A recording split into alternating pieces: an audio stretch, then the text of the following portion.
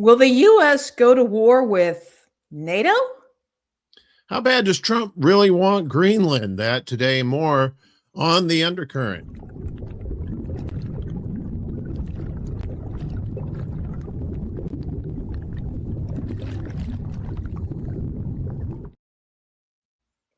Uncle Warren. That little hanger. You never did. It would, especially some people who've been in radio, when you're just, you're coming out of a song or you're coming out of the break and you got to do your thing, and all of a sudden you're like a cat with a hairball. You're like, it's awful. You're just like, so anyway, sidebar. Yeah, I blame the cold. Yeah, although it's only 30 degrees here in Chicago. It was 7 a couple days ago, I think. I saw that. And we're expecting a big snowstorm down here in Northwest Arkansas this weekend. Yep. My North Mississippi peeps are probably gonna be like, oh boy, here we go. Because I was talking to my buddy Ed, our buddy Ed. We were discussing how the North deals with icy roads as compared to the South. In the South, at least from my recollection several years ago, couldn't handle snow very well, right? It was, you know, they put down gravel or something like that instead of salt, because they don't have salt trucks. They don't have and road graders. They would use road graders to move the thing, and that would damage roads and stuff like that. So it's like, and then you get up north and it's like, oh yeah, well, everything, we got our little set, all the salts out, and people, it's still kind of a little dicey, but yeah. But the South is just like, yeah, they don't know what to do down here, and it's they've gotten a little bit better with it, but still the schools close and everybody has hysterics. But we got a lot of good folks checking us out today. We got Jimerson in the house. We got Max Sarte. We got Fingerman, and it's good to see you over on Instagram. We got Pasta. Yeah, so we've got we're getting there. And also want to remind folks, we're now streaming on my YouTube channel, my personal YouTube channel, although I do recommend and do ask that people take the time to subscribe to the Undercurrent YouTube channel so we can build that channel up. We would really appreciate it. I'm going to put in the comments a link to our show notes if you want to subscribe to that, but there's links to all of our socials and all of our wherever we are streaming are in those show notes, so they're out there for you. Yeah, we're up to 52 subscribers on the Undercurrent channel, which is great. We appreciate all of you who've taken the time to support us there. We've gone also on to adding shorts to the because the videos tend to get hot, so they can't wear pants, so we had to wear shorts. No, but they so if you're a little bite size, and if you want more, then it leads you right to the main show. It's a beautiful thing. I like how those shorts work like that. So appreciate it. And everybody. Amber, good to see you, Amber. Good to see you out there. Yes, we're all over the place. We're on YouTube, Rumble, Facebook, Instagram, and a shield instead of a wrench. What? A shield? No, you have a wrench. Are you? He has a wrench, but he started drinking early this morning. So reminder to everybody, if you're checking us out on Instagram, we don't see your comments directly here in StreamYard. We will get to your comments or questions, but if you want us to see them right away, come on over to either Facebook or to YouTube, where you can get it. You can interact directly. Indeedly do. We have plenty to get to today. We're going to get to the Greenland stuff momentarily, but first we got more Trump news because that's all there is. That's all there is. That's all there is. It's Trump doing dumb house. stuff. Willie Bragg's in the house. We're going to be joining Willie next week on his show too. That's right. Yeah, well, it'll be next Tuesday. I'm not quite sure of the time, but we will be there. And always a fun time with Willie. Always a fun time. We love sleeping with Willie. He's a good egg. We're sleeping. That poor guy is like, stop it, stop saying it. But it's comedy gold. It's comedy gold. Yeah, this is like, water wet sky blue news, but Trump inflation hit average U.S. family with $1,625 in higher costs last year. That number seems low. I guess that's the average, right? Some got way higher, some managed to skate by under.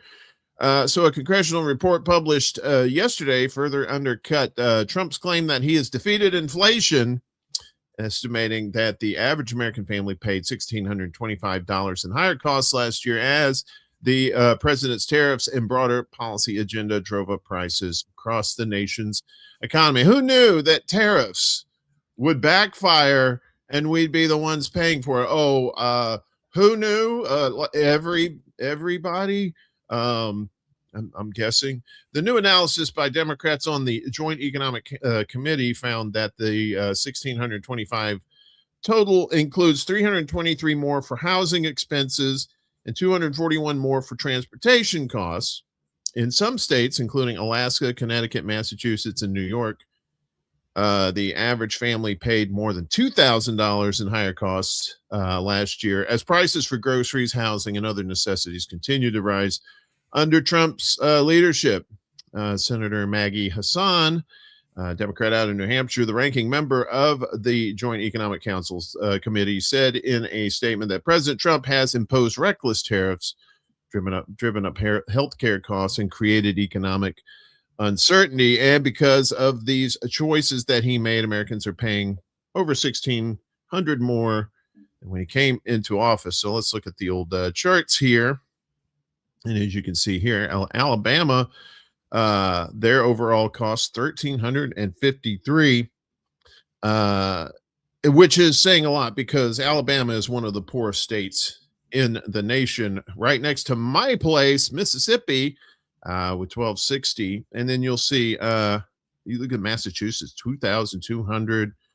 Hawaii, I'm not surprised too, because everything's usually expensive in Hawaii anyway. Yeah. Because you have to ship everything over there. They don't have a lot of things that they produce on the islands there that isn't imported. California, of course.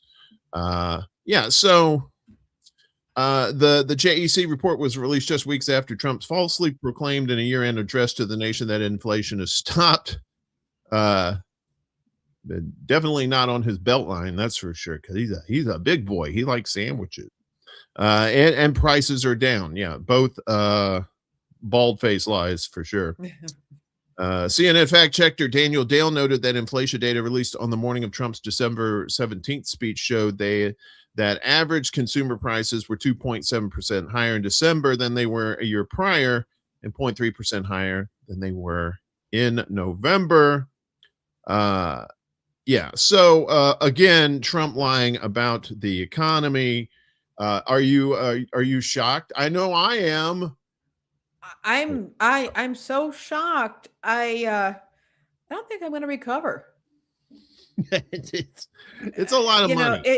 I mean, when you think about, like I said, with those like Alabama, most of the southeastern states, probably except for maybe Georgia and Florida, they can't afford these hits like this. No. It's the wages in the South are criminally low compared to other parts of the country. And then when you couple that with inflation, unnecessary inflation too, with these tariffs, you're going to see some resentment, and you're probably going to see some voices being heard at the ballot boxes this November too over it.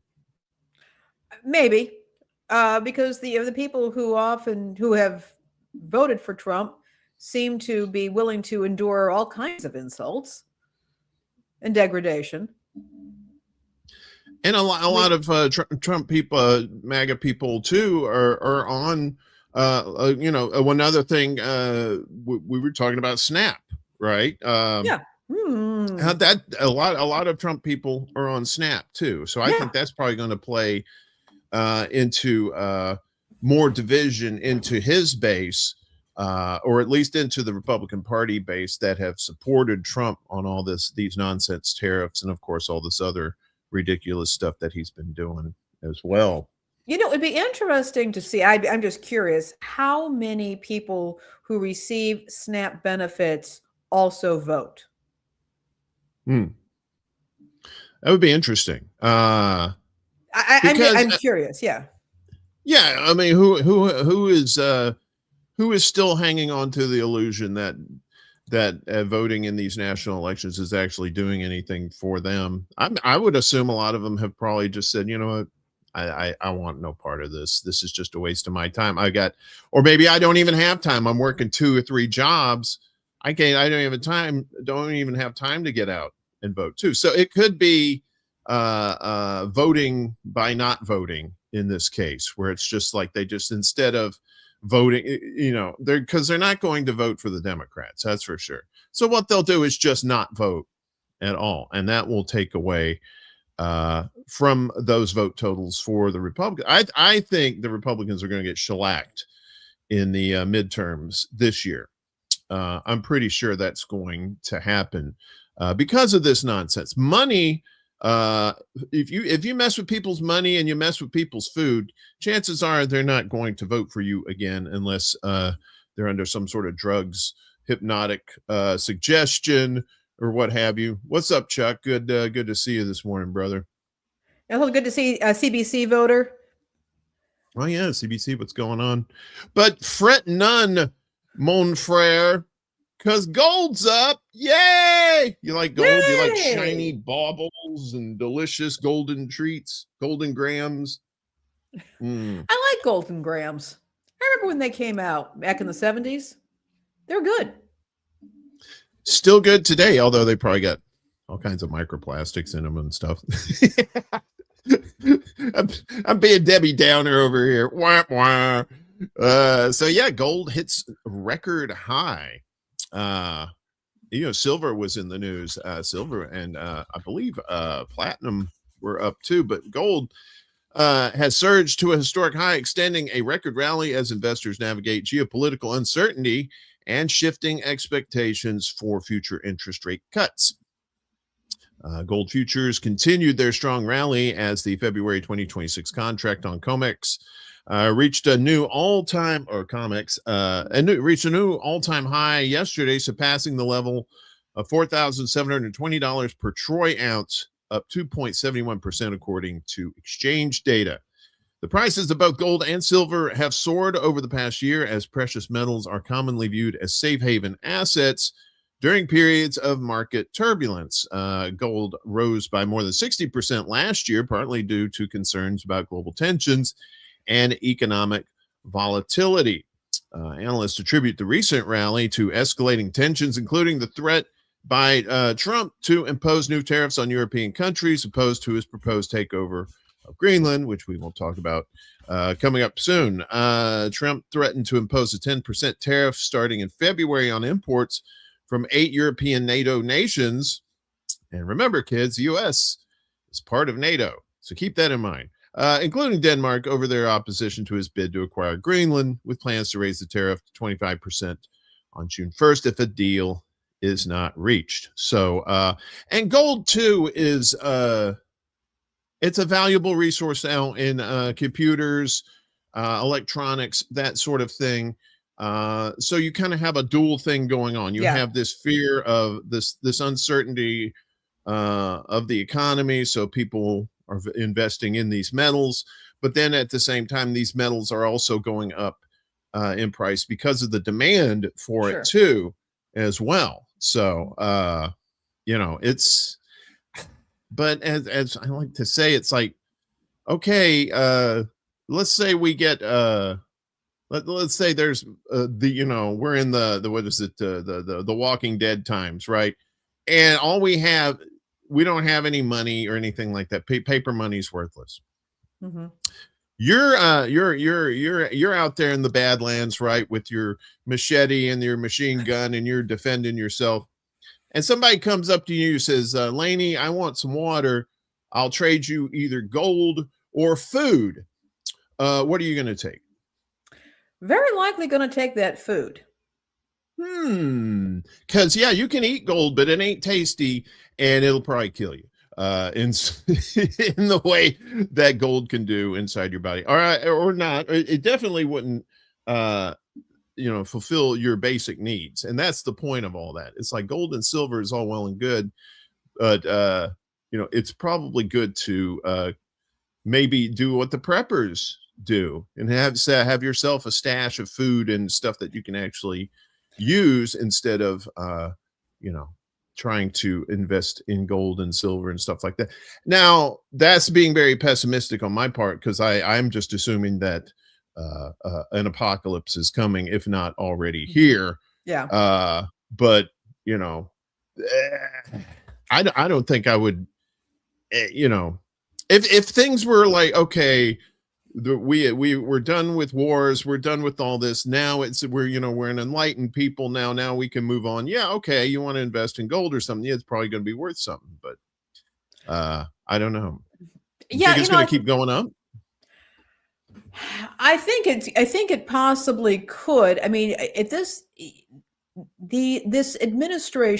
presidential administration is doing everything it can to keep people on edge. It's got much of the world on edge. Everybody's terribly confused. And we've got people in the US are confused. And we'll go more into that in a little bit. I wouldn't be surprised. But the thing of it is yes, it can keep on going up. And that's going to get real interesting, even more interesting than it already is. But I think that something is going to have to snap at some point. Yeah. And if this nonsense continues, and I'll go more into it when we get into the catch of the day, but if this nonsense continues, I think that Americans are going to be in for a world of hurt, because we haven't done anything to stop it. Right. I think that's the bottom line too. Yeah. Is and I what think are that we is, doing to stop it? Yeah. And we're not. And we haven't stopped it. We're not doing it. We're not stopping it. And that the rest of the world is asking, look, you're claimed to be the home of the free and the brave. It's supposed to be a government of the people, for the people. And yet you have repeatedly shown that you will do nothing. Yeah. And I include myself in that. I mean, but we'll talk about this more later. But I do think it will eventually snap. I think that we are going to be in for a world of hurt. And stockpiling food right now is not such a bad idea. Just as a matter of, of course, if you lose your job, unemployment can take weeks to kick in. We saw what happened during the SNAP stall there, and a lot of people were taking food that they had saved and were giving it to food banks so people could get that food. It's not a bad idea at this point. There are some good deals to be had still. I can talk about that later, but yeah, I would advise stocking up on food right now. I think that the gold prices are going to go up. I think something's going to snap, and then things are going to get really ugly. But I hope I'm wrong. Yeah, the investing in gold and silver, I know some people think it's a long-term strategy, but it really isn't, because even metals, even at this point, like that, are volatile too. So you may get some short-term gains, yes, and if you do, God love you, go for it. But if you're in it for the long haul and then everything collapses, then I hope that gold is tasty. Because that's all you'll have to eat, I guess. Because nobody's going to trade food for gold when they need food. So we go to Minnesota and check in on what the Department of Justice is not doing. No U.S. justice for Renee Gold. Department of Justice won't probe the ICE shooting. There she is right there. So the U.S. Department of Justice has confirmed it will not pursue a criminal investigation into the fatal January 7th shooting of Renee Good by an ICE agent in Minneapolis. Deputy Attorney General Todd Blanche said Sunday, a stark contrast to the immediate federal probe launched 6 years earlier into the death of George Floyd, also in Minnesota. Good was shot less than a mile from the site of Floyd's murder in May 2020. The incident was captured on at least 5 phone cameras, including one held by Agent Jonathan Ross, who fired the fatal shots. Blanche, a former personal lawyer to Trump, dismissed calls for a criminal investigation during an interview for Fox News, suggesting that publicly available video evidence made an investigation unnecessary. What? Wait, what? You would think that would make it more necessary since you have all this proof? Question mark. Is the FBI conducting an investigation into that agent, into the shooting? Blanche was asked in response to criticism from Minnesota Governor Tim Walz. And Blanche replied, "Look, what happened that day has been reviewed by millions and millions of Americans because it was recorded on phones. The Department of Justice, our civil rights unit, we don't just go out and investigate every time an officer is forced to defend himself against somebody putting his life in danger. We never do." Well, that sounds kind of, that's actually kind of the point. Here's the thing. Yeah. It's been established, for one thing, that eyewitness testimony is not very effective. And we know that with video, for example, we have different angles. And people who are not, the millions and millions of Americans may not be trained in ballistics or crime scene investigation or in any of these police principles to look. They don't know what to be looking for. Right. And we've also seen people who are perfectly willing to say say one thing, and other people are saying, no, you're wrong. They saw something entirely different. What has happened here is we've just seen another collapse in truth. What people consider what truth is. We have seen an absolute collapse in this. Well, it's a hypocrisy too. Yeah, it's hypocrisy. It's a collapse of truth. It's a collapse of wanting due process and an actual investigation into what happened. I would think the federal government would want to know what happened here, but clearly it doesn't. Well, they've had precedent. I mean, he goes on. He did not explain why this case was treated differently from Floyd's, which prompted a federal criminal probe, nor did he elaborate on his assertion that the video evidence clearly shows the officer acted in self-defense. The video doesn't clearly show that at all, actually.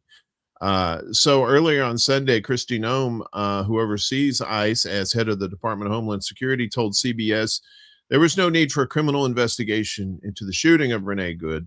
She argued that the publicly available video was basically the same argument that Blanche made, saying the available video footage clearly shows ICE agent Jonathan Ross was acting in self-defense after being attacked with the car. And the thing was, he wasn't being attacked with the car. She was trying to pull away from him. And he got in front. The video shows that too. She seems to be forgetting that, and said that a standard internal review by the agency would be sufficient. So basically, what they're saying is, we're going to investigate ourselves. I'm pretty sure we're going to find ourselves innocent. And where's the Senate in this? Why isn't the Senate calling for public hearings? Yeah, these are the same people that are supporting people don't understand that Democrats are also even though they're calling for cuts to the ICE budget, they're not calling for the abolition of ICE. We already have Border Patrol. We do not need ICE. And especially we don't need an unregulated ICE that's going around just killing people willy-nilly like that.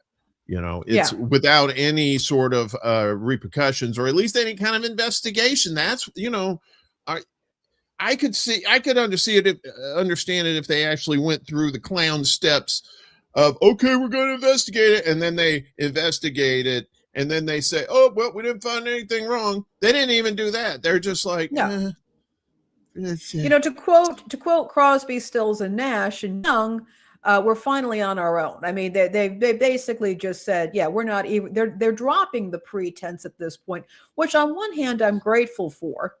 So I don't have to pretend, but at the same time, again, I think we're in for a world of hurt because the Yeah. things that we believe support civilization and civil society are being have been eroded. They're not just being eroded; they've been eroded at this point. Yeah. And Hey, Steve.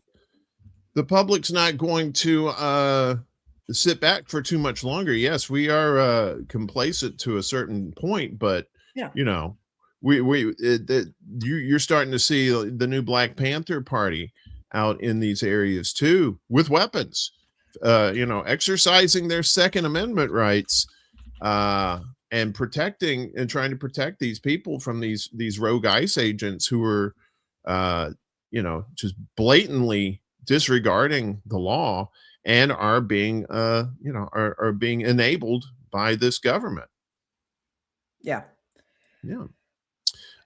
Speaking of enablers, who we keep enabling Trump to do some dumb stuff Oh, all the time, don't we?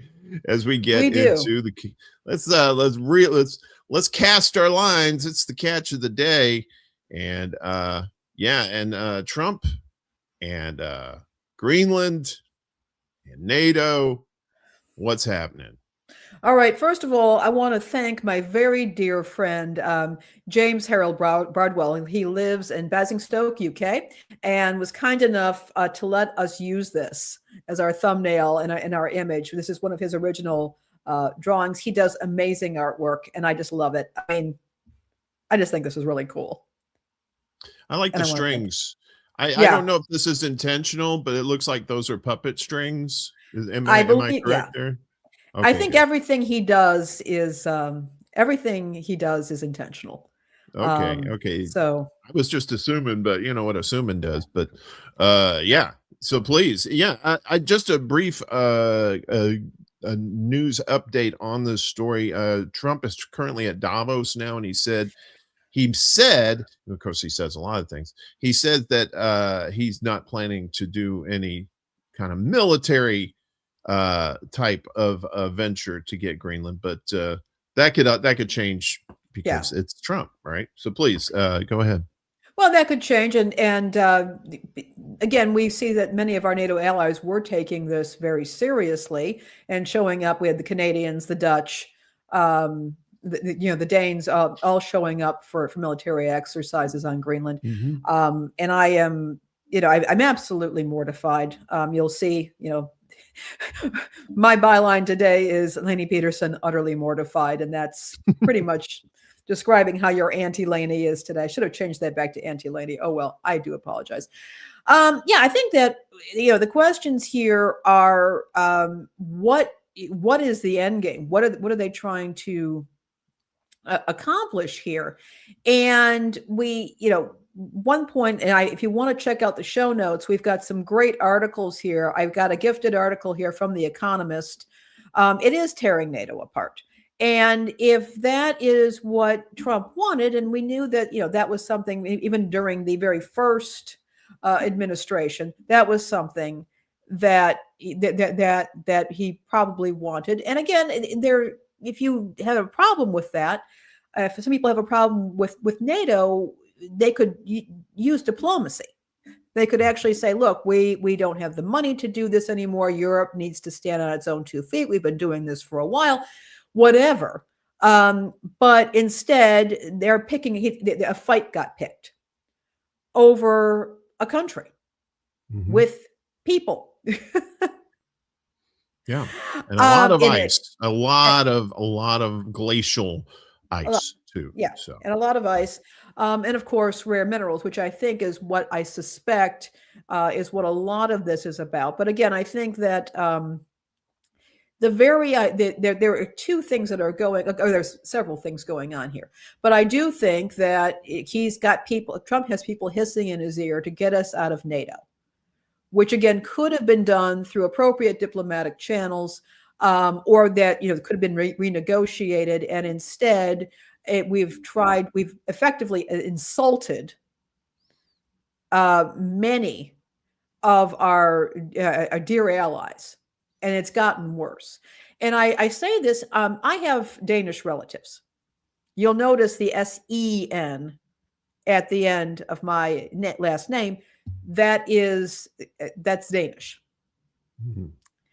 And I have relatives over there. And I remember when I went to visit Denmark, and this was in the early 90s, we found out this was in June, and we found out that in July there was going to be 4th of July celebrations there. And we were very shocked at this. And we said, "What's all this about?" And they said, well, we do have 4th of July celebrations here because we have so many Danes that immigrated to the US.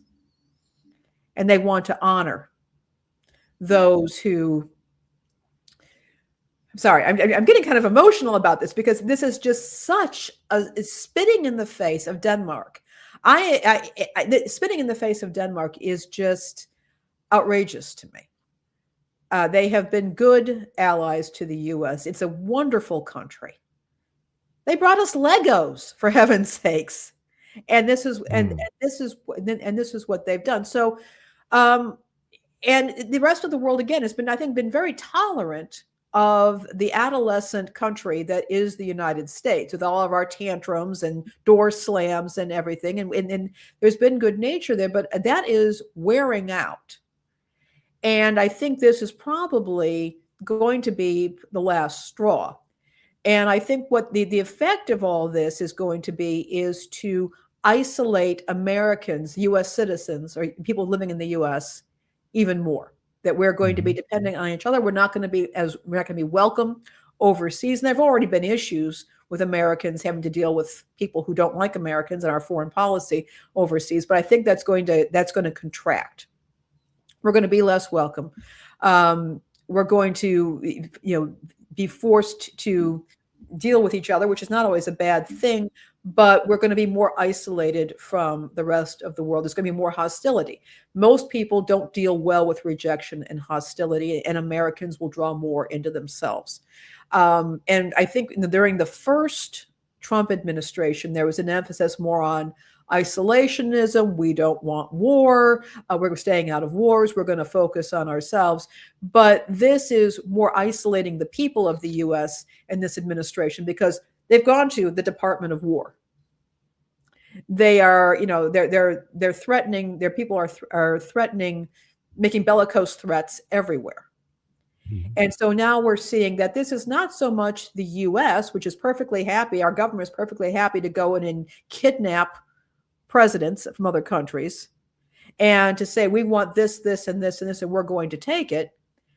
But the people of the U.S. become more isolated. Yeah. And that is a problem. The other thing is, however, is we're moving into this issue with the rare earth minerals. And there's a fascinating article that I found on the National Interest, nationalinterest.org. Again, they're in the show notes. And if you guys aren't checking out the show notes, please do, because we do provide articles to everything. All of our sources to you. I'm going to put this right now in the comments for you to check it out. But this article in the National Interest pointed out that right now China has the U.S. over the barrel when it comes to the rare earth minerals. And one of the things that had happened is in December, the administration was going to put a ban on many Chinese electronics, including Chinese drones, and had basically told the FCC, the FCC, Federal Communications Commission, to write up the regulations to restrict a lot of Chinese drones. Just for what it's worth, the FCC has a lot of power over drones because drones are operated by radio, and radio is under the FCC's purview. That's been kind of retracted at this point and has kind of backed off of that, very likely because Trump and his advisors have realized that the Chinese really have those rare earth minerals that are needed. And the argument that this article makes is that by banning the Chinese drones is probably a good idea because of the risk of poison pills in Chinese electronics that could be used for surveillance. But at this time, we can't really compete on that, and we've got to figure something else out. And that, again, is the push for getting Greenland. there's obvious problems with all of this, as people have noted. Denmark, we historically have very good relationships with Denmark.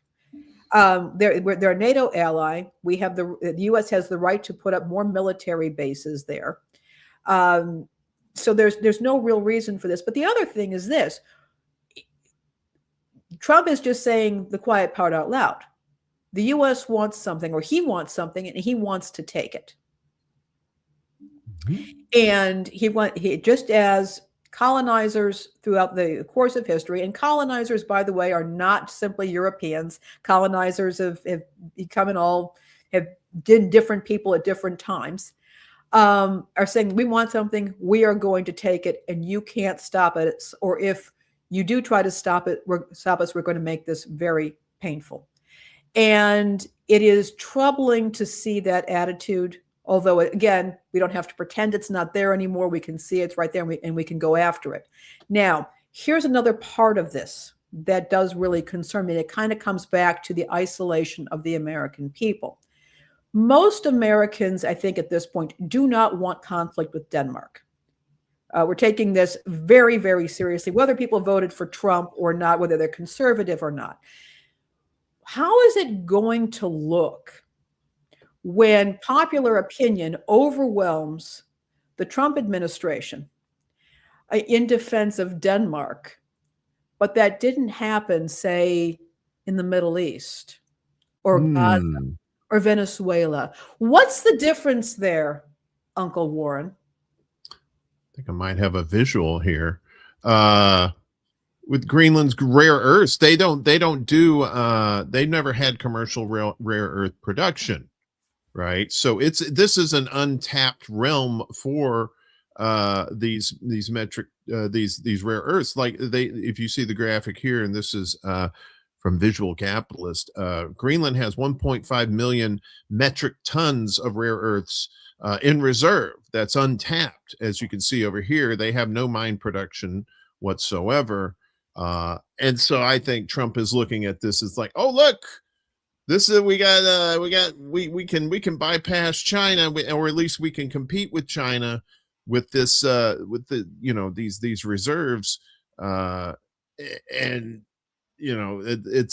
but it just seems so very short-sighted, to where they don't understand the why going to war with Denmark sounds ridiculous. I often point to the movie Canadian Bacon, right, with John Candy, and I think Alan Alda's the president, and they tell the president, you have to go to war with Canada, and he's like, what?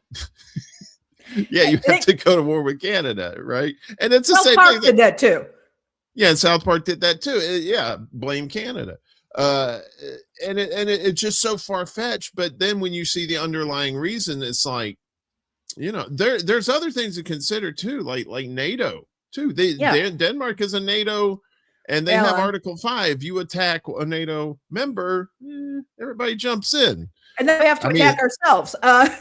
But the U.S. is going to have to attack itself. But there is that. And yes, this is absolutely critical. And I think that this is essential. But what I'm also trying to get at here is, if American opinion and Americans say, oh, hell no, you're not laying hands on Denmark. Oh, hell no, we're not going to war with NATO. But we can dilly-dally and have no problem, and can say, well, or not really do anything when we meddle in Libya or Syria or Gaza, or again, kidnap presidents in the dead of night out of Latin America. And that's, what's the difference between the people in those countries and the people of Denmark? So that, huh? And if this succeeds, and I hope that popular opinion squelches this, but it's going to be very obvious to everybody what the difference was. And yes, you Americans will do something if it means protecting your white ancestors, your European cousins. It's going to make it even worse. We're in it Well, now. We are in it. This is a predicament. A predicament. Okay, a problem is something you can solve. A predicament is something you cannot solve. You can only adapt to. And I have a feeling that this is going to, no matter what happens, if the U.S. Administration bows to the demand of the American people, do not mess with Denmark. Do not continue to insult our European cousins. Everybody's going to know what the difference was. Well, you can parallel that with the situation with the war with Russia and Ukraine, right? You know, everybody's the people who are so concerned about immigration and these people coming in, they're taking our jobs, that kind of thing. But when the Ukrainians came over here, hey, that seems to be okay for some reason too, right? It's the motivations of the United States people when they're not shaped by the propaganda that we've been steeped in for decades and decades. You have the people who just pop out and say, hey, look, what are we doing here? And these voices are often stifled because it goes against the narrative of, oh, we need Greenland or to survive or to keep being a powerful nation. And it's like, yeah, maybe you do, but if you have to go to those ends to do that, what kind of a country are you in the first place, right? What kind of a country are we? Indeed. Yeah. By the way, if you checked out the memes from the Greenlanders imitating the fentanyl addicts here in the U.S. Oh, no. Oh gosh, you guys see, they're all doing these memes of all these people. We're Americans. Like that. They're good. It's awesome. I love these people. The shit talk of Greenland is très magnifique. Yeah, and they have every right to Freudian slip, sorry. Every right to do that too, because I think they think this is just as ridiculous as people in the United States with common sense think it is, Ooh, excuse me. But yeah, and like I said, he's at Davos now, and I think he's dialed down the rhetoric a little bit, said he wasn't going to take military action against Greenland, but I don't know how else he still wants Greenland. I don't know how else he's fixated on it now. The funny thing, if you see the thumbnail for this, we see Trump, he's riding on the torpedo, and you've got the little red tip over there, and then you see his tie with its little red tip flying back. He's sticking his dick in both directions at once, because he wants everything. Mm-hmm.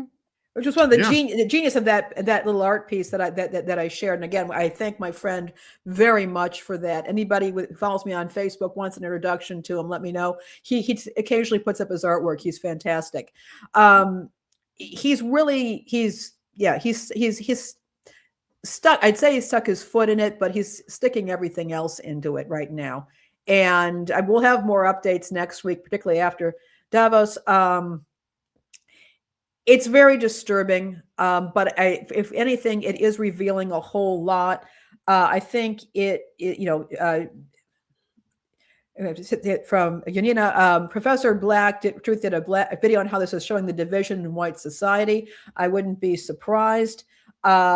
This situation with ICE, the situation with Greenland, yes, it is showing massive divisions there, and that's something we can maybe get into at another time.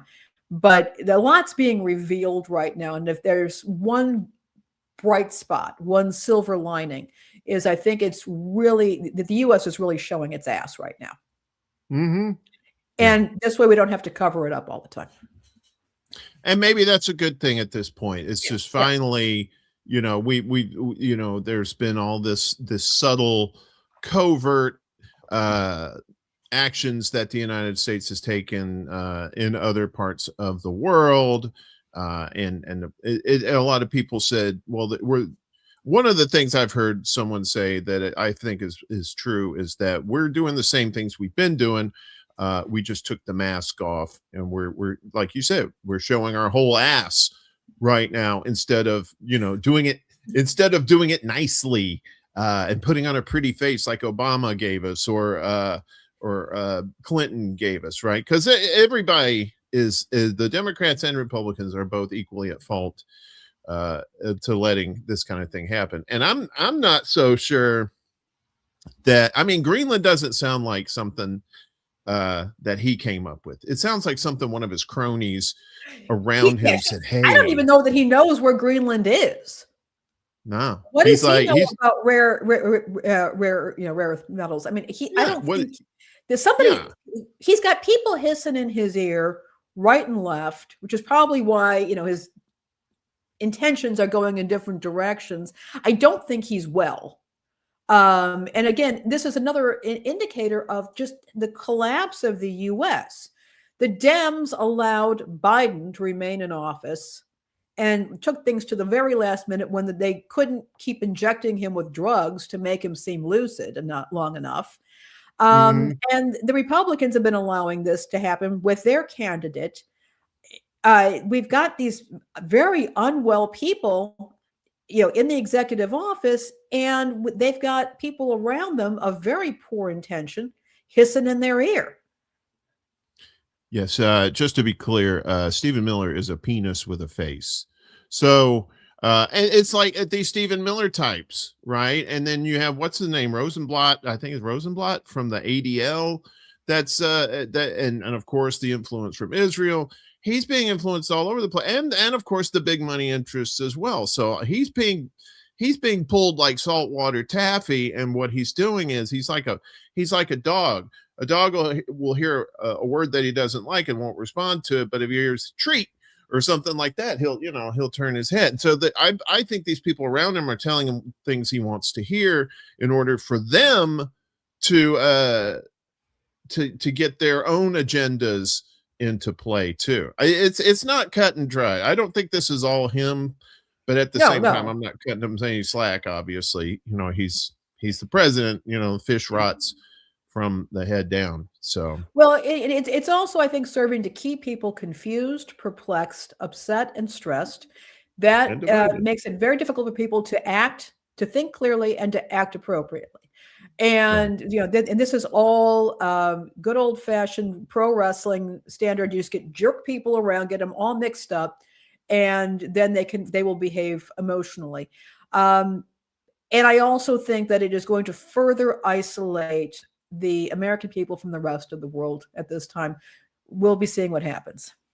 Yeah, I mean, division is part of it. That's how you control people. And I'm getting word that Trump doesn't actually want Greenland now because he found out it's not green, that it's all ice, and he's wondering why Iceland is called Iceland, because there's green stuff there, and he's confused. And I think he's taking some pills right now. I thought that Trump liked ice. Yeah, he does. That's what he wants. That's why he wants Greenland, because he wants to take all of Greenland's ice and bring it over here, so we'll have more ice to terrorize people in his own country. It's funny how that works out. Well, speaking of terrorists, turns out during these protests in Iran, seems like some agent provocateurs. What? Let's go to the recurring tide and discuss this real quick. This is this is from Press TV. Over 470 terrorists, riot ringleaders captured in multiple Iranian provinces. Shocking, I know, right? In these color revolutions, the CIA is always lurking around, and there's always just like, the funding of opposition groups, that wouldn't necessarily have any power unless they were backed by foreign countries like the United States. But Iranian security and intelligence forces have captured more than 470 individuals in 3 provinces identified as key figures behind the recent wave of violent unrest and terrorist activities linked to foreign-backed networks.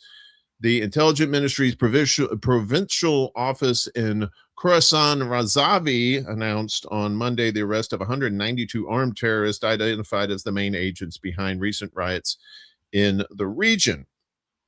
According to an official statement, the detainees were involved in the killing of several security personnel and civilians, setting fire to mosques, public service facilities, and buses, as well as attacks on military and law enforcement centers. The seized items from the group, and we told you about this last week, were a lot of American weapons as well, but some of the seized items for the group included several bulletproof vests, Kalashnikov rifles, hunting weapons, Winchester rifles, and various cold weapons such as daggers, swords, brass knuckles.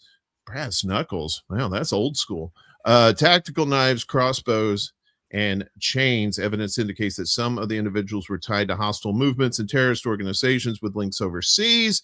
Others were identified as members of violent criminal gangs, actively taking part in the unrest alongside their associates. So, yes, surprise, surprise, people meddling in other people's protests. And I'm sure these protests started off legit, but then it just kind of spiraled out of control. It's kind of like that with any organization, any movement, any protest, and it happens here. It happens here all the time. During the George Floyd protest, the Black Lives Matter was out there, and you had people who were wearing masks, and they were breaking windows and setting fires and stuff. And there, you heard the stories of pallets of bricks being left out at certain areas so that people could grab them and do that. And that's how you delegitimize a movement. By these people will do that. They will say, look at this, they don't want peace, they're all violent, they just want to destroy your business, they want to destroy your capitalism. Wink, wink, wink, wink. And then you had all the glowies cosplaying as white supremacists. They had all these neo-Nazi groups with their faces covered naturally were marching around, but everybody noticed, hey, these guys are all really physically fit. Now, when it comes down to it, how many KKK people do you know that are walking around in peak physical condition? I've seen a lot of movies where they're kind of chunky. I've seen a lot of the actual KKK members, and there are a bunch of Well, that's the thing, and that you can't have legitimate protest in a country where the government is providing division through actions like this, right? But that's the thing. It's like, that's why video phone, the video on our phones is so important, that you capture everything on video to show what's actually happening. And they have caught a couple times. They've caught some agent provocateurs doing some shenanigans during some of these protests. And again, it goes back to what's going on with Greenland. It's all about division. It's all about keeping us divided so that we can't come together and do real protests. Now, I'm not talking about these Saturday parades. I'm talking about actual shut it down protests.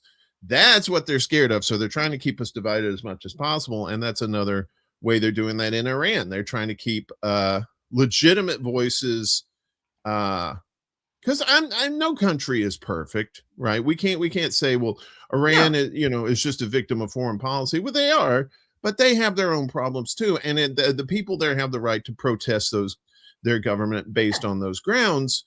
But when you got foreign intervention coming in and stirring things up and making things violent and actually killing people,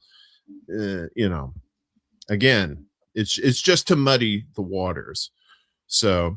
And speaking of Iran, so fears Iran's internet shutdown could lead to extreme digital isolation.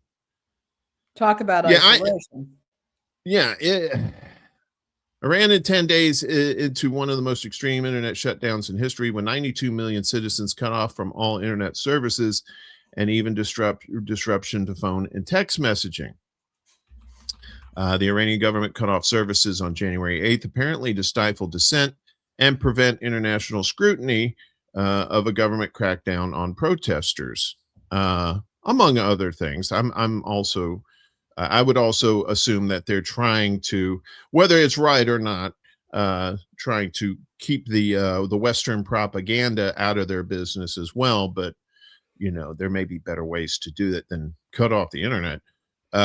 Iranian Foreign Minister Abbas Araghchi said the internet was cut off in response to what he described as an externally directed terrorist operations.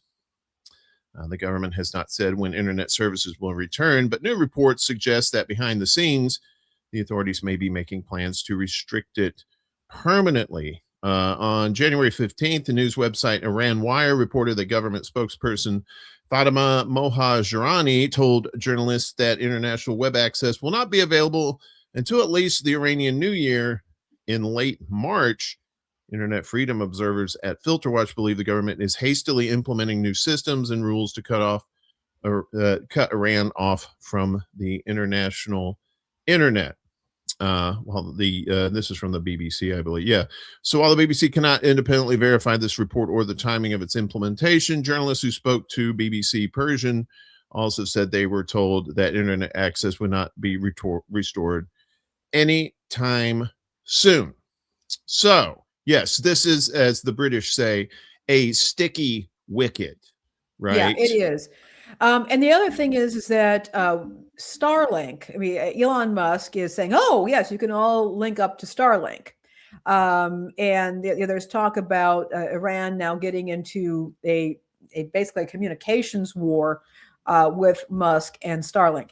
This is, look, I can understand, as you pointed out, not wanting Western meddling in the country, but this is when you close things off to the press in this way, it doesn't look good. It causes great distress for the people, and those who have legitimate grievances are not getting information in and out. And now you've got Musk sticking his fingers into this mess, and it's one of those things that we recently, for example, had a Verizon outage here in the U.S.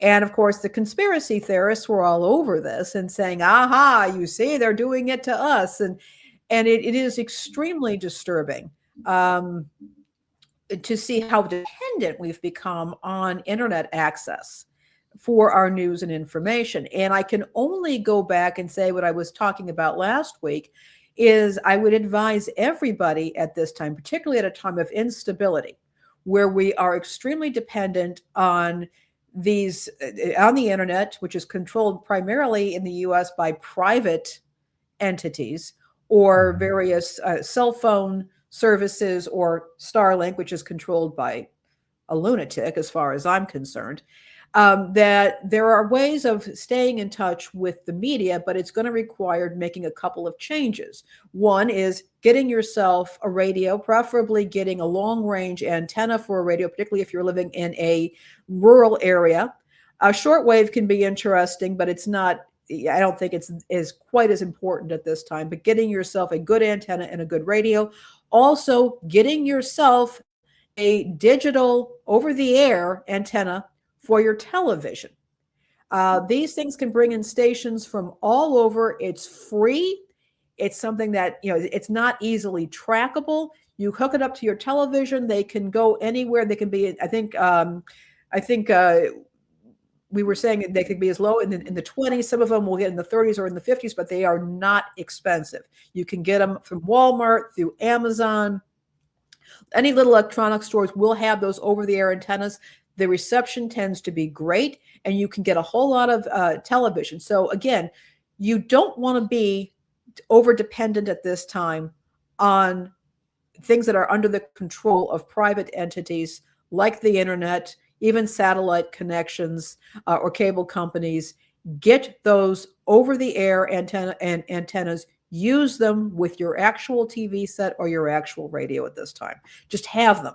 They're good for emergencies, but right now things are just too unstable. And I think I'm wondering what people in Iran are doing right now. Do they have amateur radio setups? Are they using their radios? Are they using shortwave? These are interesting questions. No, and I'm not hearing anything about press limitations there, just only I the have it. internet. Yeah, I wouldn't be surprised if there was some press limitations too there. And like I said, I'm not Iranian. I don't live there. I don't know Yeah. I can't speak for what the people are doing. All I can do is look to history and see that Iran has had meddling from the West back in the 50s when they had a democratically elected leader, and then he was couped, and then they brought in the Shah of Iran, who turned out to be a murderous dictator.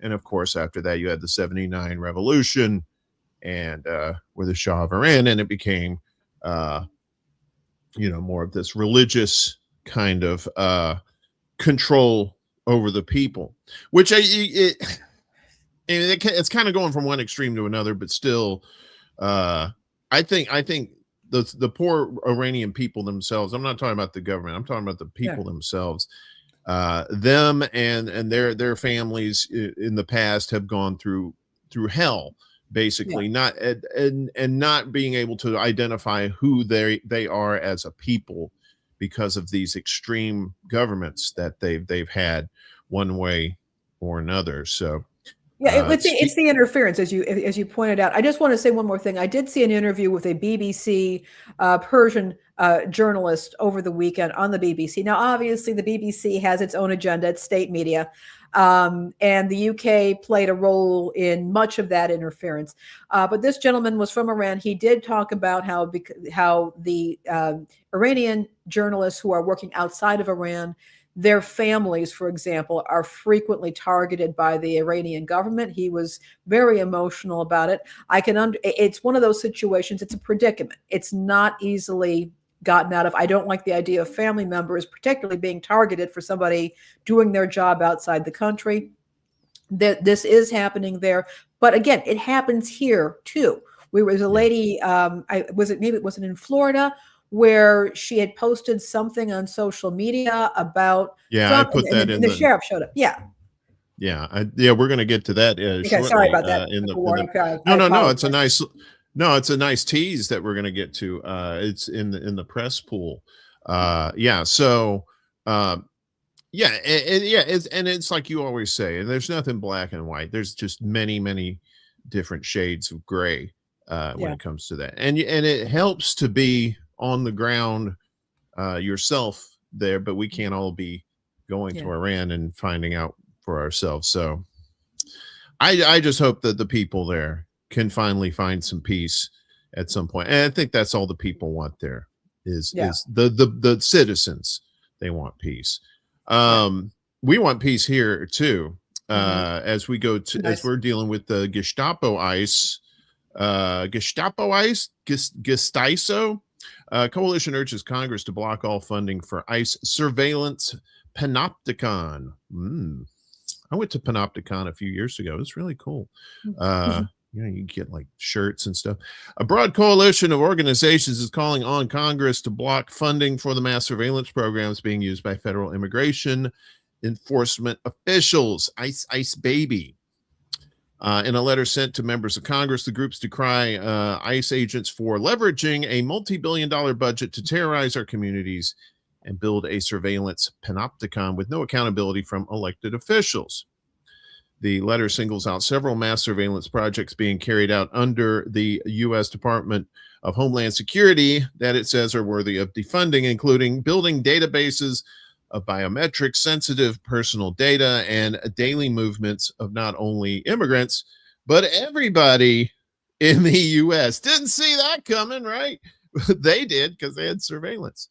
Purchasing technology to surveil all the phones in a neighborhood without a warrant, and recklessly relying on facial recognition technology that is banned in some states, and misusing that data to intimidate protesters and witnesses. The groups call on Congress to completely defund ICE, or if that is not politically feasible, I like that, politically feasible, to severely restrict what ICE can spend money on, including a complete moratorium on the purchase and use of surveillance tech such as facial recognition and license plate readers.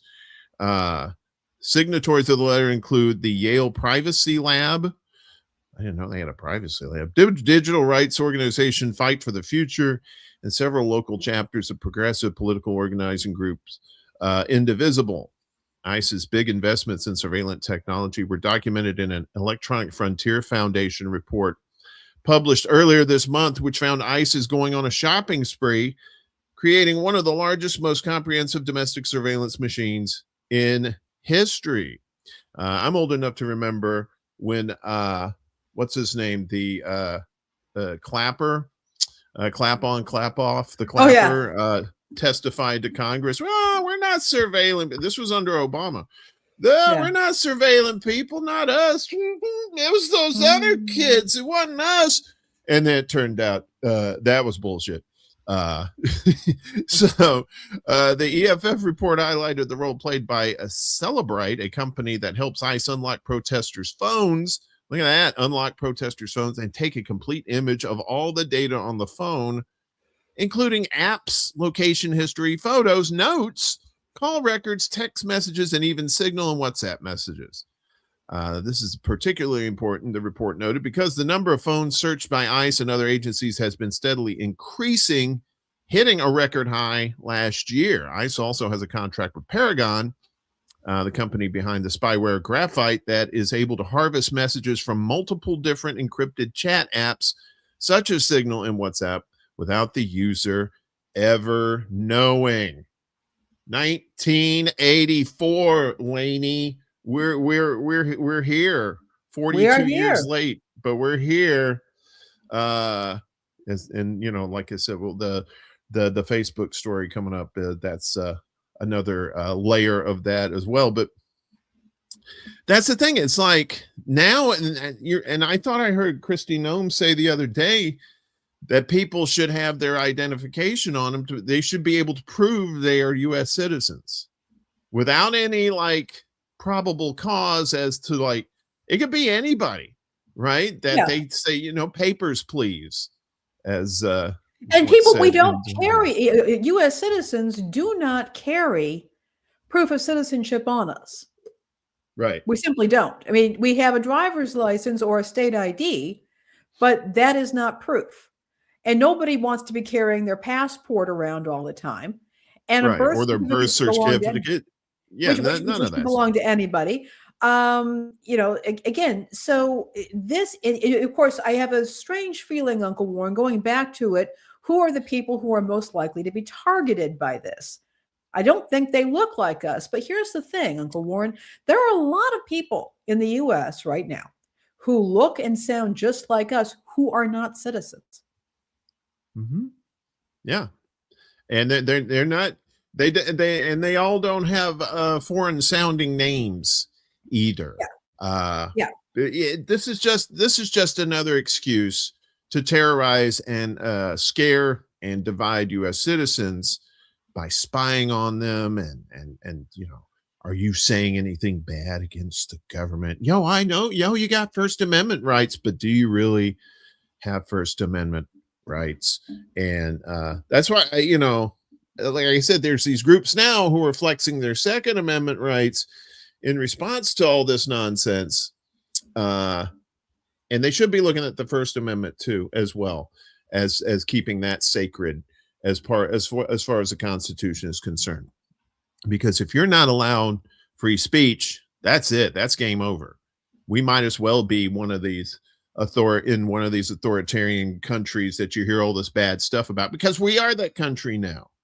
We're that country now. It's not we're going to be, we are.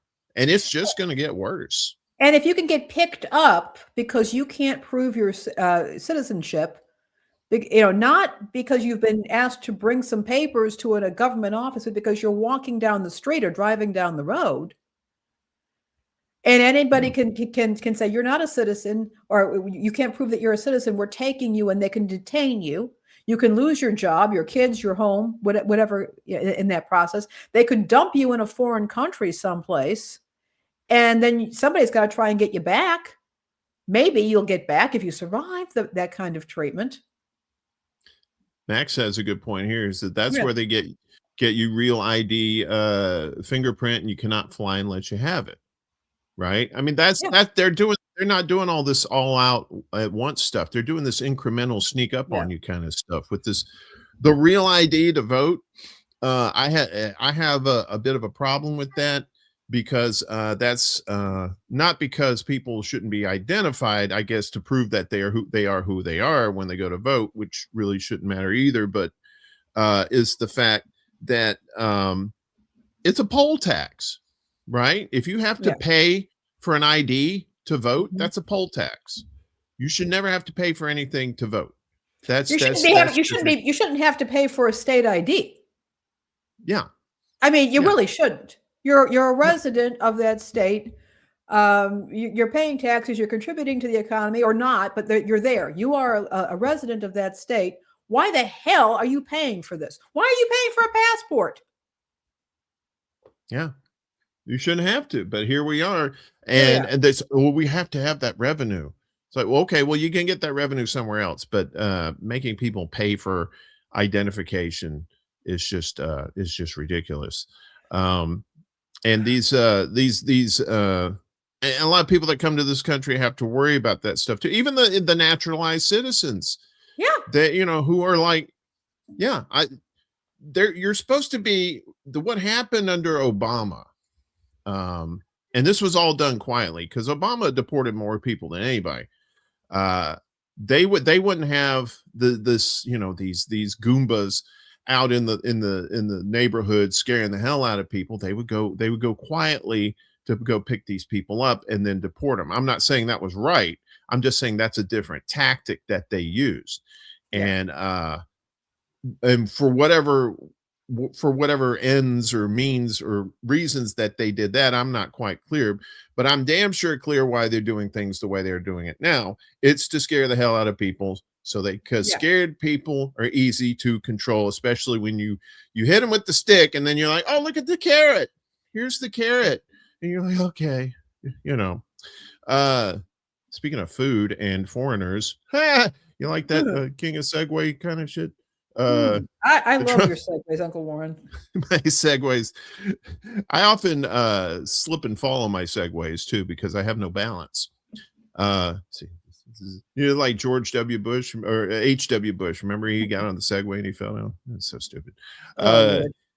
Trump administration orders USDA employees to investigate foreign researchers they work with. And foreigners. Yeah. So the Trump administration is directing employees at the U.S. Department of Agriculture to investigate foreign scientists who collaborate with the agency on research papers for evidence of subversive or criminal activity. Right? This sounds very McCarthyist, doesn't it? There are so many problems with this, Uncle Warren. There are so many problems with this. The new directive, part of a broader effort to increase scrutiny of research done with foreign partners, asks workers in the agency's research arm to use Google to check the backgrounds of all foreign nationals collaborating with its scientists. The names of flagged scientists are being sent to national security experts at the agency, according to records reviewed by this outlet, ProPublica. At a meeting last month, USDA supervisors pushed back against the instructions, with one calling it dystopic. Welcome to the party, pal. And others expressing shock and confusion, according to an audio recording reviewed by ProPublica. The USDA frequently collaborates with scientists based at universities in the U.S. and abroad. Some agency workers told ProPublica they were uncomfortable with the new requirement because they felt it could put those scientists in the crosshairs of the administration. Students and postdocs are particularly vulnerable, as many are in the U.S. on temporary visas and green cards, according to the employees. Jennifer Jones, director for the Center for Science and Democracy at the Union of Concerned Scientists, called the directive a throwback to McCarthyism that could encourage scientists to avoid working with the best and brightest researchers from around the world. Asking scientists to spy on and report on their fellow co-authors is a classic hallmark of authoritarianism, Jones said. The Union of Concerned Scientists is an organization that advocates for scientific integrity. Imagine that. So the Scientific new integrity. Integrity. Whatever happened to that, integrity. Uncle Warren? Yeah. Integrity, that sounds like some made up word. I don't know, integrity, is that like some sort of acid indigestion stuff you've taken and stuff? The new policy applies to pending scientific publications co-authored by employees in the USDA's Ag Research Service, which conducts research on crop yields, invasive species, plant genetics, and other agricultural issues. The USDA instructed employees to stop agency researchers from collaborating on or publishing papers with scientists from countries of concern, including the greatest hits: China, Cuba, Iran, North Korea, Russia, and Venezuela. But the agency is also vetting scientists from nations not considered countries of concern before deciding whether USDA researchers can publish papers with them. Employees are including the names of foreign co-authors from nations such as Canada and Germany on lists shared with the Department of Office of Homeland Security. There you go. According to records reviewed by this outlet. That office leads the USDA's security initiatives and includes a division that works with federal intelligence agency. The records don't say what the office plans to do with the list of the names. Spy on your fellow scientists, Laney. Otherwise, you ain't Merca. Again, this plan of isolationism has nothing to do with the U.S. capital, the U.S. government, U.S. influence, U.S. war machine. It has everything to do with isolating the American people, the United States, people of the United States. Nobody's going to want to work with a U.S. scientist if they think that U.S. scientist is spying on them. Nobody trusts or likes spies. So, the U.S. Department of Agriculture, among other things, is the department that administers SNAP benefits. It's an agricultural program. And so this, and they're taking the resources of this department and putting it towards this nonsense spying, which is not what the people who are working there are trained to do or want to do or even competent to do. Do you really want citizen spies who know nothing of tradecraft? What the heck? And okay, and then so all these resources are going into that. We have the Department of Agriculture, which is also involved with trying to get broadband internet to rural areas. They issue mortgages to people so that people can continue to live in rural areas. There's many programs that this department has, and they're being asked, their scientists, their people are being asked to spy on colleagues from around the world. And again, why should if you have a brilliant scientist, someone who's doing good work, why should their nationality have anything to do with whether you can collaborate with them? Isn't science supposed to be above national borders or priorities? Don't we all want the best for everybody, which means that we have to respect the scientific community, the scientific process? Am I shouting into a void here or what? This is extremely disturbing. It's a waste of time. It's a waste of money. And also the Department of Agriculture, they are very involved with food science, keep making sure that food is fresh and not contaminated. They help to create dietary guidelines. They're involved with things that so-called Make America Healthy Again is concerned with.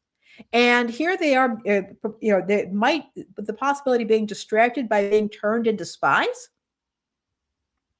Well, and you think about the long-term effects of this too. Think about what's going on in the United States right now, how the emphasis on education is just being eroded left and right. And you couple that with rejecting or possibly screening out brilliant minds that want to come here.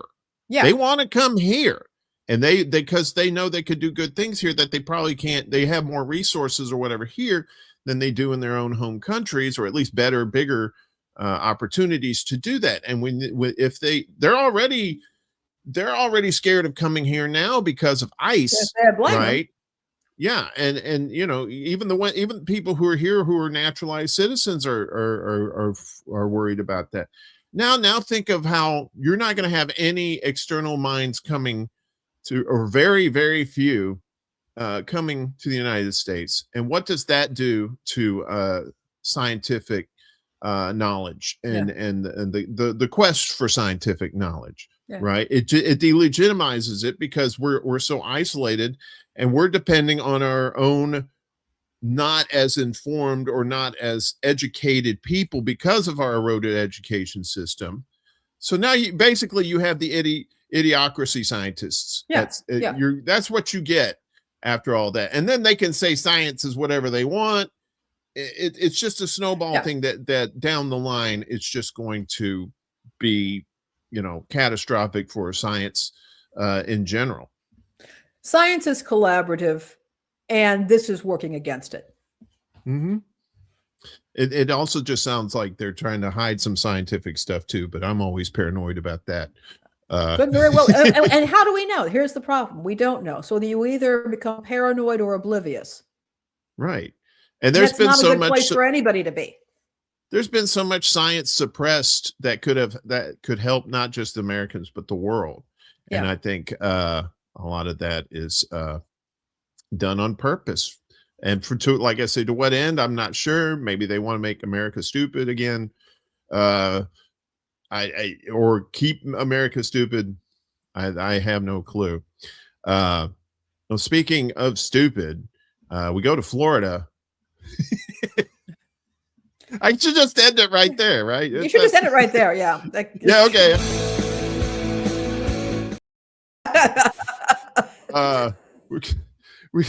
Let's dive in the press pool.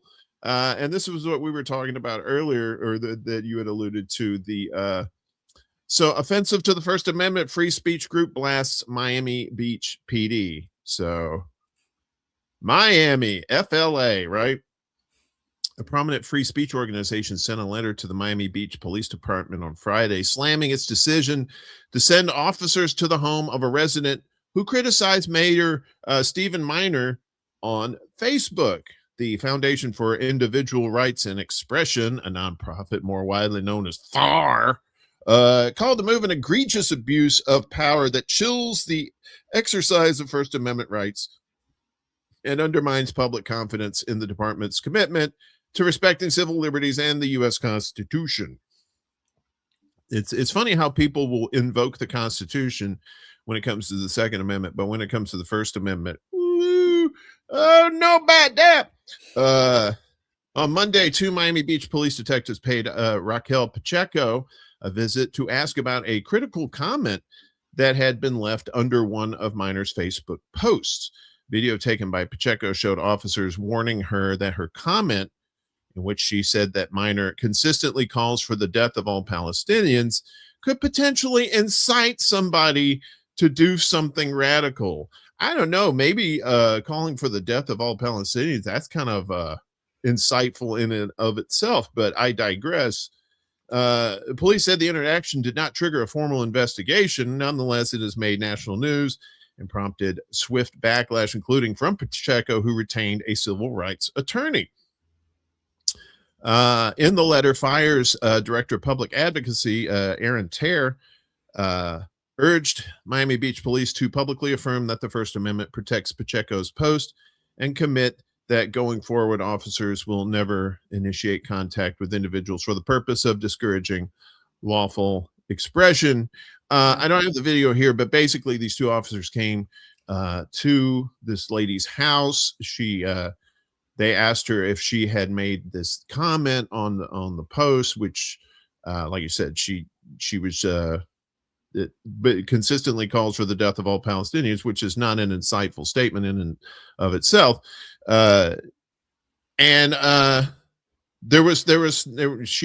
She politely declined. She said, "I don't want to answer these questions without a lawyer present." Eventually they left. And yeah, this is intimidation. Yeah, that's the thing. It's intimidation. The cops were really nice, but in a nice, intimidating way, if you know what I'm saying. Yeah. Yeah. Let's see. So the purpose of their visit was not to investigate a crime because there's no crime. It had no purpose other than to pressure Pacheco to cease engaging in protected political expression over concern about how others might react to it. This blatant overreach is offensive to the First Amendment. The letter was addressed to Police Chief Wayne Jones, who defended the officer's action in a statement Friday in which he said his department is committed to safeguarding residents and visitors while also respecting constitutional rights. Yet, no, but you're not respecting constitutional rights when you're asking somebody about, and when you're showing up at their house. Right. You're not, this, it's don't not like show this up at their house. If the cops show up at my house, I'm upset. I don't care if they're there to sell to give me their annual Christmas calendar.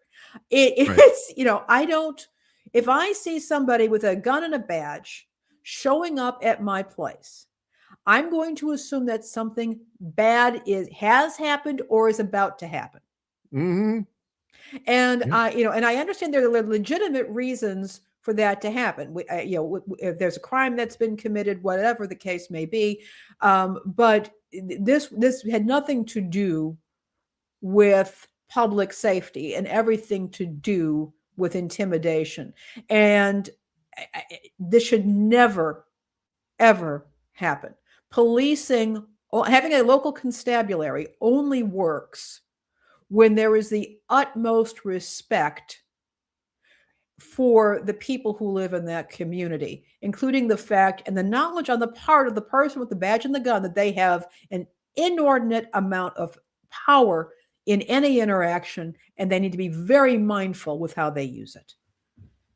James Lee had a video about this recently, and he also showed clips of Jewish residents who were complaining about Minor, and because Minor is a very, very big supporter of Israel. I can't remember if he himself is Jewish or not. That doesn't really matter at this point. That doesn't matter. The fact that he supports Israel to the point where he's sending out his goons to quash people's to intimidate people into not speaking out. And this is probably going to have the Streisand effect, where it's just going to reverse, and people are just going to now, more and more people, since this has gone viral, since this has gone nationwide, more and more people are going to speak out even more. So what's going to happen are more police departments going to send out their cops to to ask people questions, as they say. You know, they're going to butt heads. And my friend Andrew here from the UK, the visit from the cops about a social media post is the state of the UK these days. That is absolutely the case. If you post something the government doesn't like, you can and will and be arrested and charged for it. Yes, I'm aware of that. I've been following that. It's very disturbing to seeing that happen in countries that supposedly support freedom of expression. And again, it's very damaging, and it erodes trust between the civilians and law enforcement, which is bad for both sides, both groups, and for communities in general. Right. And I speak to my conservative friends who are always talking about the Second Amendment. You need to be talking about the First Amendment too. Otherwise, you're just talking out your ass. You can't cherry pick the Constitution. You can't just pick what you think is right and say the rest is not, or at least say the rest is not as important as the Second Amendment, because you're just fooling yourself. Because if you lose your guns, sure, that would be bad. That you don't want the government oppression that way. But if you lose your voice, that's something. That's much worse. And that's how you get 1984. Yeah. Is how, you know, what do they call that? The not double speak, the where it's like you say stuff that's, I don't know, I can't remember. All I remember about I forget it too. I forget it too. Yeah, I know what you're talking about. I just remember him sticking his head in the cage full of rats, and I was like, yeah, okay. That's, forget all the oppression and stuff. That the rats in the cage. Yeah. Despite all my rage, I'm still just the rat in the cage. To to quote music group, the Smashing Pumpkins. Meanwhile, the Pentagon says, you know what, we're going to take over the press ourselves. What? This is really disturbing, Uncle Warren. Right, and I had no idea that that Stars and Stripes was editorially independent. So why is the Pentagon taking over the military's independent newspaper? Stars and Stripes is the official newspaper of the U.S. Department of Defense, but it has always made independent editorial decisions until now. The Defense Department has announced that Stars and Stripes will now be under the control of the Pentagon, which plans to move the newspaper's coverage away from what it calls woke distractions or the truth. Many critics say this is just the latest in Trump's crackdown on press freedoms. So the Defense Department will be returning Stars and Stripes to its original mission, reporting for our war fighters, said Pentagon spokesperson War fighters, no longer service members, war fighters.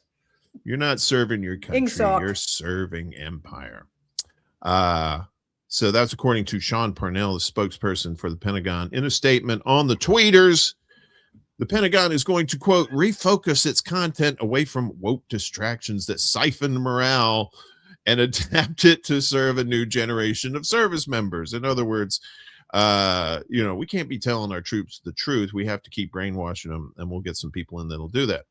So Stars and Stripes will now highlight war fighting, weapon systems, fitness, lethality. That's a fun word. And survivability. It will also no longer publish newswire reports from outlets like the AP, according to Parnell. So basically, it's just going to become a propaganda rag for the military. This marks a significant shift for Stars and Stripes, which was first published during the Civil War and has been editorially independent from Defense Department officials since a congressional mandate in the 90s, according to The Hill. But the change follows the Trump administration's restrictions on Pentagon journalists, most of whom have chosen to give up working from the building rather than sign on to new constricting rules imposed by Defense Secretary Pete Hegseth. The news also comes after the Washington Post reported that applicants to Stars and Stripes are being asked how they would support the president's policy priorities, the PPP. Yeah, I had no idea that they were independently, editorially independent. And it's sad to see that that's going away too. Does woke equal truth in this case? Well, I think that's just an excuse. I think that that they're using that to appeal to to Trump's base. So, for example, also just they've pointed out there has been a new Federal Register rule that has struck down previous policy regarding Stars and Stripes business operations, including a requirement for a civilian editor and an independent ombudsman. And the journalistic ombudsman have been on the way out for a while now. There's only a handful of media organizations left that have an ombudsman. And as I've talked about before, the ombudsman's role is very important because that is an independent individual. It's an independent channel. The office of the ombudsman is an independent channel within the organization. The ombudsman answers either to the publisher or to the board of directors. They bypass the editors, the writers, and everybody else. They answer way up at the top. And it's their job to take on complaints from consumers, from readers, to find out, okay, was this reported correctly? Was this inaccurate? What's going on here? And it's a very important role. It has really disappeared, I think, and over the last few decades, and I think that's been to the detriment of the media in general. But we see here what's happened with this military newspaper, which has a long and proud history in the U.S. And to see what is going on, it's not surprising, but it is disturbing, and I wanted people to know about it. Yeah, and I think this is like for for people who are trying to control the narrative and control the flow of information. This is just one finger in one leak in the dam, right? Mhm. Where because when you there have been videos that have gone around where recruits, right, when they're in boot camp, and they'll have their phone and they'll go around to their buddies in the barracks there and say, "Hey, what did your recruiter tell you?" "Oh, they told me blah blah blah blah blah blah blah," and everybody starts laughing because they know it was all bullshit. And so these troops are already being lied to by the recruiters, and God forbid they'd have an actual military press that's looking out for them. That's not looking out for them anymore. It's more looking out for the image of the military itself, because the military is doing some heinous shit around the world. And that's just the things that we know about, right? Yeah. God knows what's going on at these black ops sites around the world. And, that's come to light with these prisons like Abu Ghraib and the one down in Cuba too. All these abuses going on. You're not going to get that information a lot of times unless you have some sort of military in somebody on the inside that's willing to whistleblow on that kind of stuff. And when you take away stars and stripes, like they said, it's been around since the Civil War, and you neuter it, what does that say about the military itself? Yeah, exactly. So Stars and Stripes, RIP. Yeah, it was a good run. Yeah. And now you're basically weekly world news for the military. Speaking of clown stuff. Oh yeah, this happened down where I'm at. That's right. This is some local flavor. I heard about for you. it. I nearly hit the ceiling, and then we found out what happened, but it caused quite a kerfuffle on social media. So Bentonville, that's Arkansas. Bentonville schools debunk ice field trip rumors after mix-up. Oopsie sauce. Yeah, just a little bigger. Okay. So Bentonville Public Schools officials clarified Saturday that students did not tour an ice facility this week, despite online claims that they had taken a field trip there. In a Saturday email to district employees, students, and families obtained by I'm assuming the email was obtained by Axios. That was poorly written. It sounds like the students and families were obtained by Axios. Superintendent Debbie Jones said the mix-up occurred when a bus briefly took gifted and talented students to the wrong building before transporting them to the intended destination, a Homeland Security Investigations office in Fayetteville. It was for forensics education, she said. The students were in 4th grade, according to district spokesperson Leslie Wright. At no time did students witness any aspect of ICE operations, nor did they tour the site, according to the email. The Department of Homeland Security and ICE offices in Fayetteville are listed at the same address on North Point Circle. When Axios asked Wright to clarify which buildings the students were taken to, she said the bus arrived at the building at that address, was told they were at the wrong location, and to follow a vehicle to the correct location. The bus could not find that vehicle and returned to the initial location. From there, a Department of Homeland Security agent guided the bus to the correct place on North Plainview Avenue in Fayetteville, where the students went on the tour, according to Wright. Homeland Security investigations agents conduct fingerprint analysis, digital forensics, and evidence collections, according to Jones's email. Students receive opportunities to learn about sophisticated techniques, including thermal imaging cameras, audio wires, and night vision goggles, she said. Do they teach them how to capture people's data and all their information from their phones, like that contraption we were talking about earlier? Yeah, that's an interesting question. Yeah, this whole thing caused a kerfuffle. And look, I understand that students have made this trip before, and I can understand that the kids want to see, this kind of technology. It's interesting. It's fun. I remember back before 9/11, I mean, this was way back, actually, I want to say in the 1980s, I got a chance to head on up to Washington, D.C., got to tour the FBI building, and it was really interesting. Don't get me wrong. It was actually very interesting. And I'm all about the kids seeing this. But in addition to this colossal mess up, where I'm saying this is the clownfish school, I mean, okay, there was a problem with directions, but here's the thing.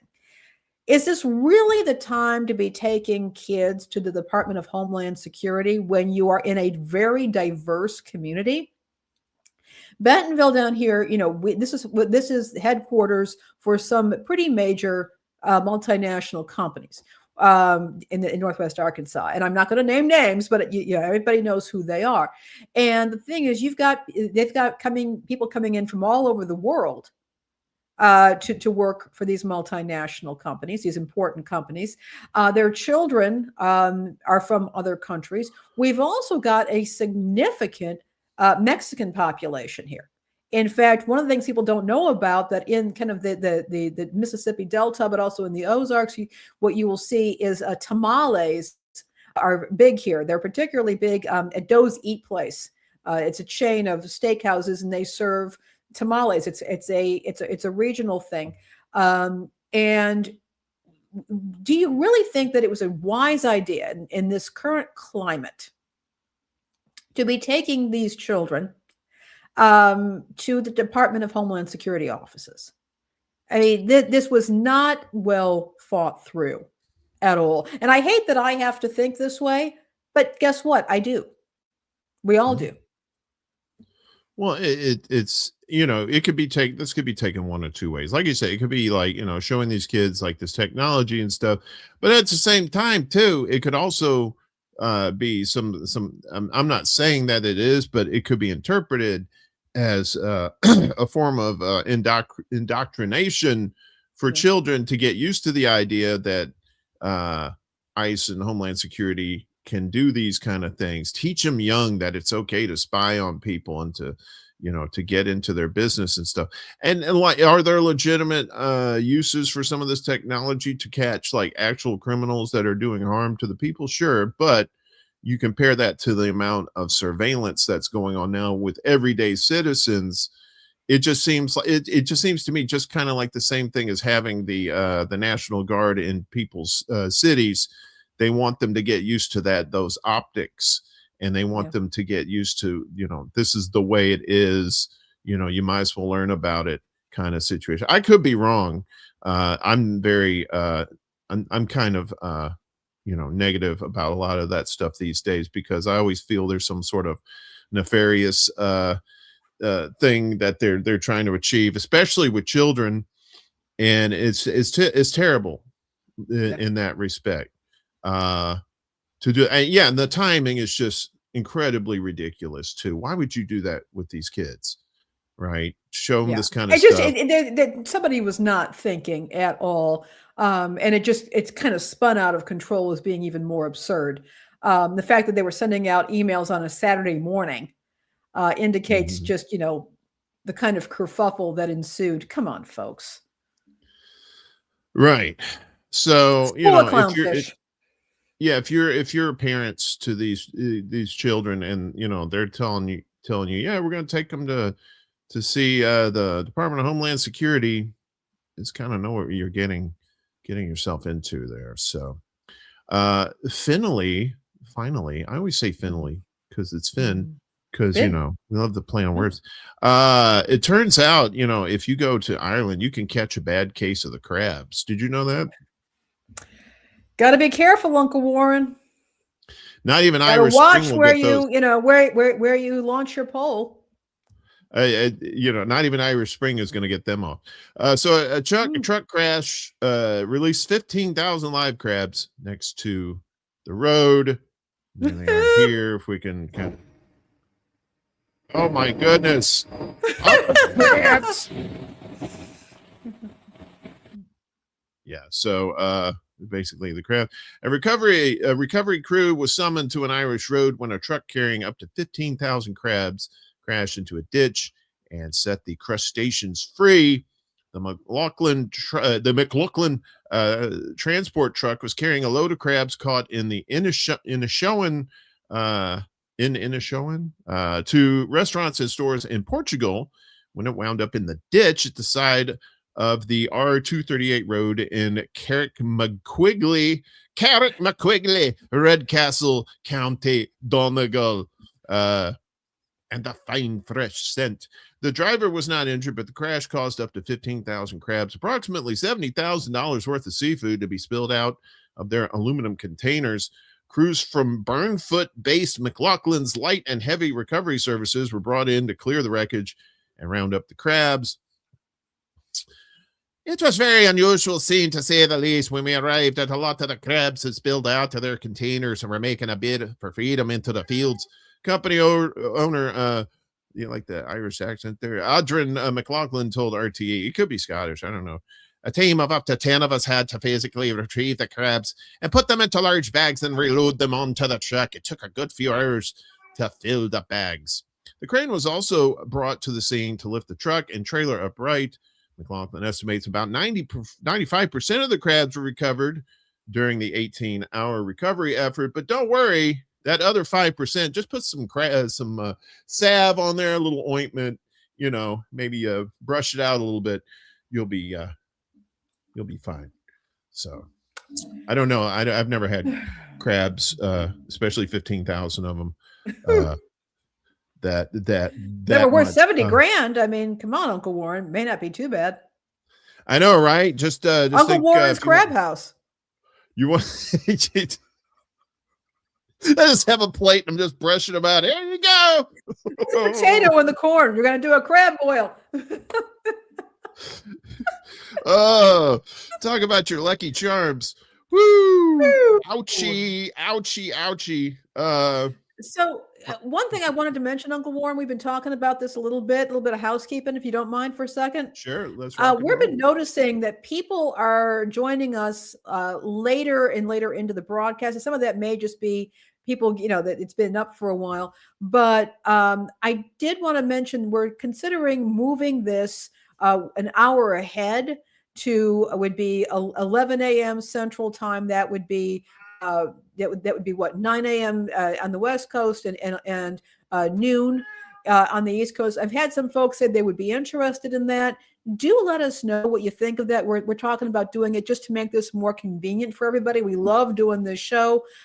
We can really appreciate your support, and we want to be on when you're available. So if you could let us know, we'd surely appreciate that. You can contact us. I'm going to put our contact information here for anybody who wants to check us out. We're going to send off our link tree. And also, too, if you want to put down in the comments on whatever platform you're watching this on, if you want to put in the comments, yay or nay, whether you want it later or not, too, that'll help us, too. Especially those who are watching this later. And we welcome our future viewers from the past. We're trying to maximize as much of this information getting out to you as possible. And if we can get more people to watch and listen, that would be great for us, but also great for you as well. So if you could let us know, we'd really appreciate that. And we do appreciate, we also like interacting with you too. It adds a lot to the show, and we appreciate that a lot. And we want to expand things, and we're just doing what we can to ensure that happens. So do appreciate it. Yeah, and as always, we thank everybody on YouTube and Rumble and Facebook and Instagram that are watching our live shows, whether it's live or later, catching the shorts that we put out, the little bite-sized versions of the show. And that's the thing. We're one of these kind of shows where we want to do more for you. Because this show is for you. I mean, sure, I love seeing my pretty face on the internet. And I love seeing you too, Uncle Warren. And I'm really curious about your crabs. There's $70,000 worth of crab. I think mine are probably worth $250. And maybe a bucket of chicken if you're being nice. But it's the fact that we said this from the beginning. This show is news that you can use, right? We want to be able to provide you information you don't have, and of course provide you information that'll make your lives better, especially in times where it seems like the powers that be are trying to oppress us all and make us think a certain way that we don't want to think. And we cherish your individualism, your thoughts, and so all of your comments, positive or negative, we want to hear, if it's, as long as it's the truth.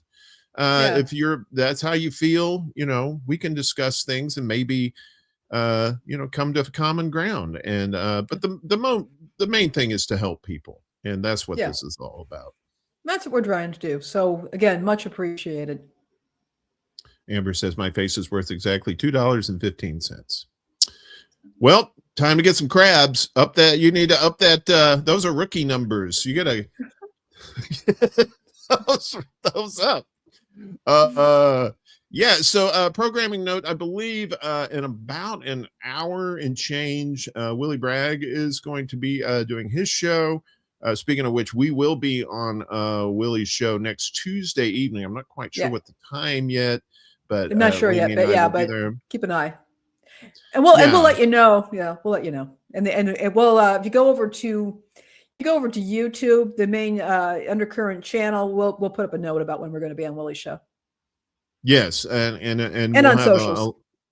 We'll have a link to his channel as well on there too, so you can just click on that. You'll go right to the show that we'll be on, and while you're there, give him a like and a sub too. And how about us too? We could use it too. So if you could especially our Undercurrent channel on YouTube, if you haven't subscribed there, please do so.